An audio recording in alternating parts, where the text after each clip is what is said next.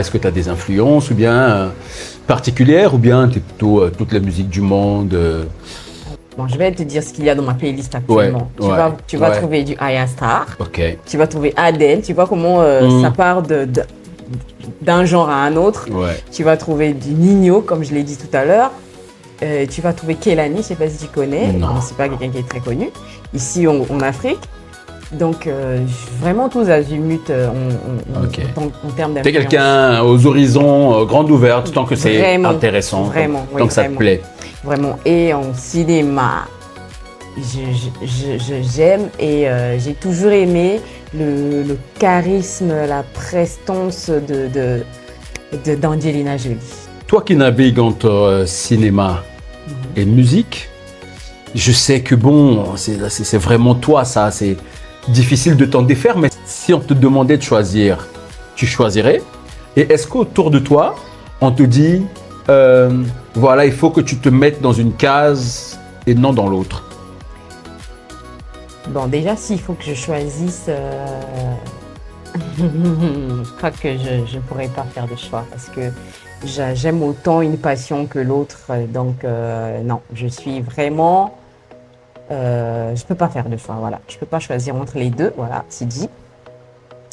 Maintenant, si j'ai... Oui, je crois que j'ai déjà entendu quelqu'un me dire « tu t'éparpilles ». Oui, j'ai déjà entendu ça, mais je ne sais plus qui à une époque. Mais ça n'a pas pesé plus que ça hein, dans ma façon de voir les choses. Moi, je pense que je peux faire les deux parce que d'autres l'ont fait avant moi. Et elles ont réussi. Je peux citer, je crois que j'ai même déjà cité, Beyoncé l'a fait. Elle a été actrice, elle a été actrice et chanteuse. Whitney Houston l'a fait et elles ont réussi. Pourquoi pas moi? Donc si seulement quelqu'un me disait de choisir une passion plutôt qu'une autre, je lui répondrais que je peux faire les deux. Donc, voilà. Je sais qu'en général, c'est pas ton truc, ça, mais voilà, j'ai le droit de te titiller un peu.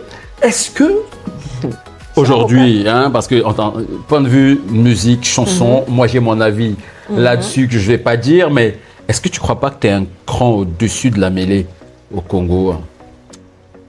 C'est prétentieux. Non, mais je sais, mais franchement. C'est trop prétentieux, non, mais non. Musicalement parlant, quand même. Non, moi je pense que moi et mes consoeurs, on a chacune nos points forts et nos points faibles. Ok. Oui. Et je pense que c'est ce qui fait la beauté hein, de cette pluralité-là. Moi, je me sens ni au-dessus ni au-dessous de quelqu'un.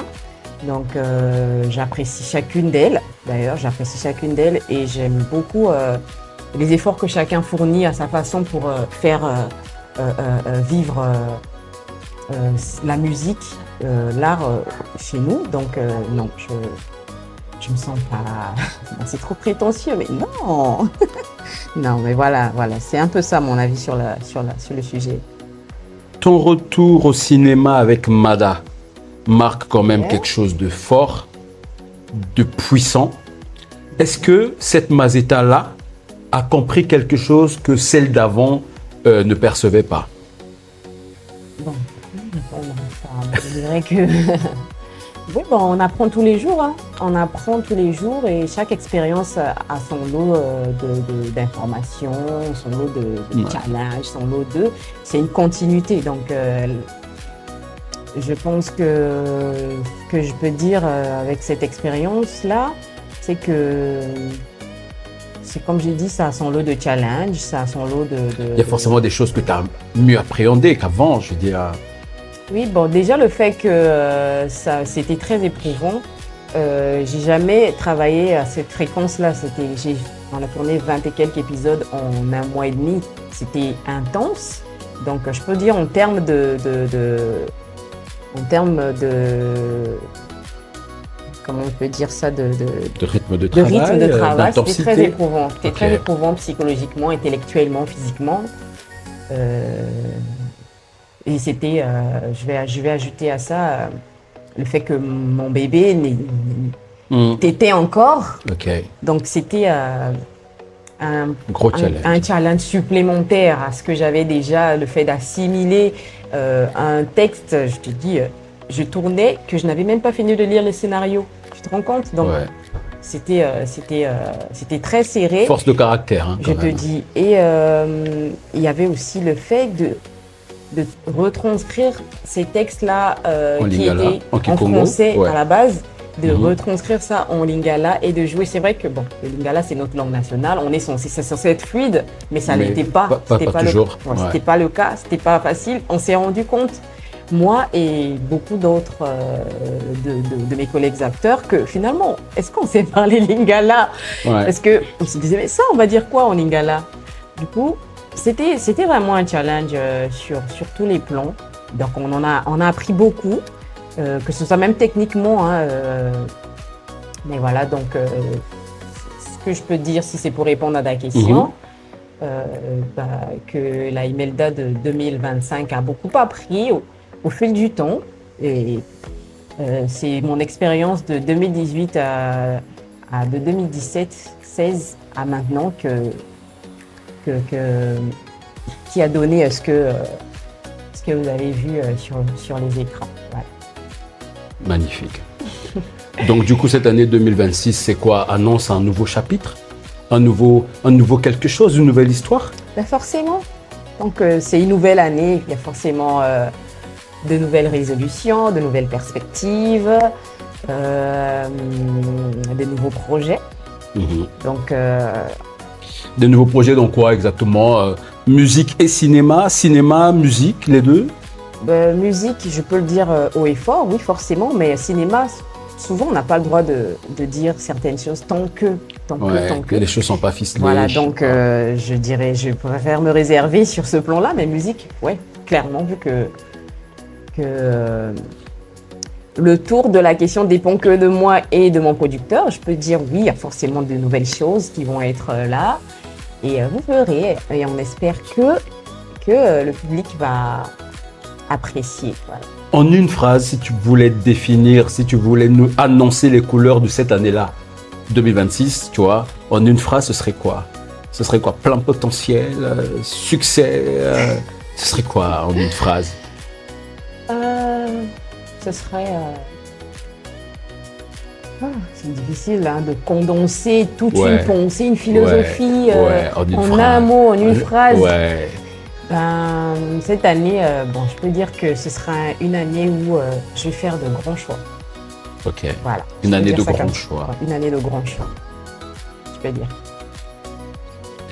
Si une jeune fille congolaise, africaine, du monde souhaite partager son talent, sa musique, et qu'elle ne sait pas comment s'y prendre, ou qu'elle doute d'elle, ou qu'elle a des a priori, qu'est-ce que toi tu lui dirais? Déjà, faudrait qu'elle fasse abstraction de ce que les gens vont se dire, de ce que les gens vont penser, de ce que les gens vont croire, qu'elle croit en elle. Donc, il faut qu'elle soit très ambitieuse, qu'elle vise très haut. Et comme ça, même si elle n'atteint pas là où elle doit arriver, elle arrivera au moins à un niveau où elle sera quand même satisfaite de ses choix. Voilà, qu'elle n'attende pas le bon moment. Comme moi, j'ai trop attendu pour me lancer en musique, qu'elle se lance. Et qu'elle se lance avec le peu de moyens qu'elle a, qu'elle n'ait pas honte de commencer petit, qu'elle n'ait pas honte d'être elle. Voilà, simplement. Écoute, merci Mazeta, de m'avoir reçu dans ton cocon pour tenir cet échange très spécial pour nous, pour le Mwinda Project. Et s'il fallait qu'on se sépare tout de suite sur une note musicale, qu'est-ce que tu voudrais bien là fredonner, interpréter de chez toi? Oula! Ouais. J'ai souvent l'embarras à chaque fois qu'on me pose cette question-là. Ouais. Qu'est-ce que je peux dire? Mais encore que je suis gentil parce que j'ai mes choix. Ah ouais? Ouais. Tu veux mais me faire chanter? non, mais je vais te laisser. Non, mais dis-moi, tu veux faire chanter quoi? Allez, essaye. Belly. Belly? Oh. Ouais. Ah, je croyais que tu allais me faire chanter les chansons d'interpréter. Non. Ok, tu veux me faire chanter mes propres chansons. Ok, Ouais. Non, mais vas-y, c'est sur celle de ton choix. Ok, pourquoi pas Belly? Pourquoi pas? Ok, je fais le refrain. Bambeli na mokongo nanga, makila nanga eza kotanga. Bambeli na mokongo nanga, makila nanga eza kotanga. Amis, ennemis, tout est mélangé. Des douleurs et peines me font gamberger. On a du mal à savoir où poser les pieds. Alors on marche sur des mines, on finit estropiés. Voilà, je m'arrête par là parce que j'ai envie de continuer. Et normalement, là, c'est un standing ovation, tu vois. Et merci, Maz. Non, mais merci à Mwinda Project d'avoir accepté de venir chez moi. Et merci à toi, Auguste. C'était un plaisir. Plaisir partagé. C'était Mazeta, c'était Auguste Maïnga pour le Mwinda Project. Au revoir. Au revoir.